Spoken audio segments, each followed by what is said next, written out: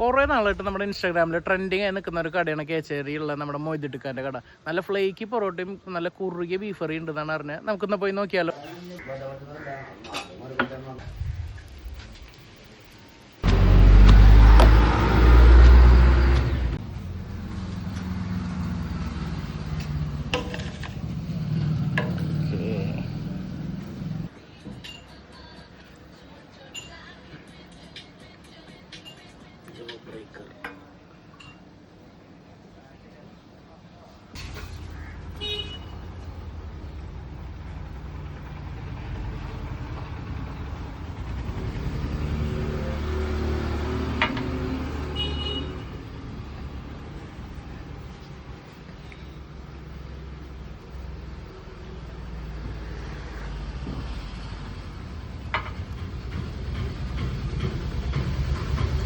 ചായ കുഴപ്പമില്ല, പക്ഷെ ഇത് നിങ്ങൾ വന്ന് കഴിക്കുക തന്നെ വേണം.